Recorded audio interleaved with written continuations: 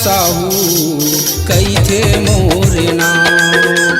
दीपक कुमार साहू कई थे मोर नाम। मोला पूजत आवे वो मोला पूछत आवे ना। तोला पूजत आहूँगा तोला पूछत आहूँ ना।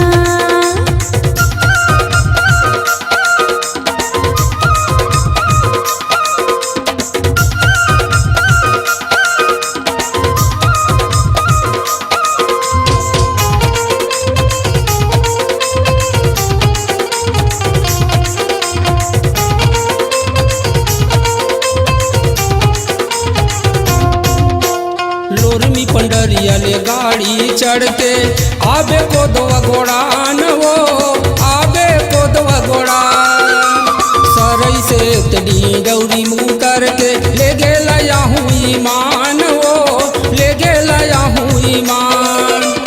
लोरमी पंडरिया ले गाड़ी चढ़ के आबे को दो घोड़ा न वो आबे को दो घोड़ा।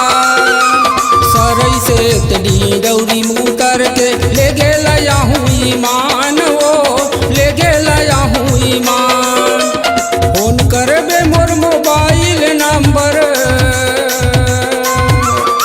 फोन करबे मोर मोबाइल नंबर तोला मैं बताऊं।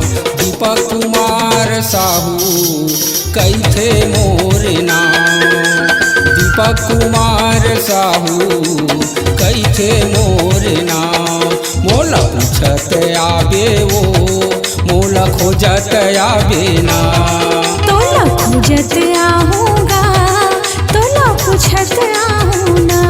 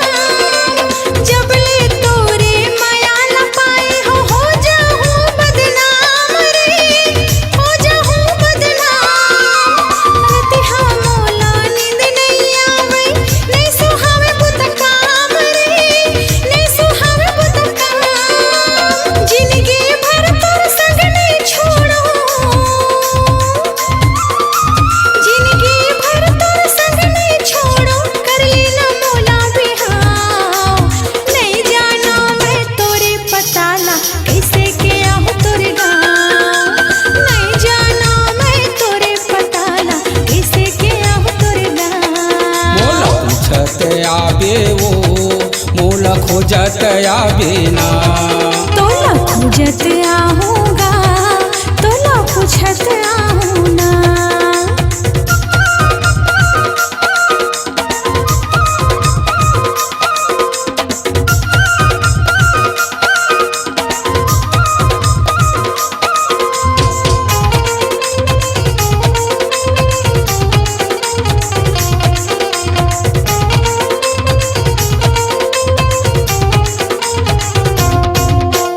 शंभुनाथ धुरवे कई थे छिंदी पर के रहैया वो छिंदी पर के रहैया।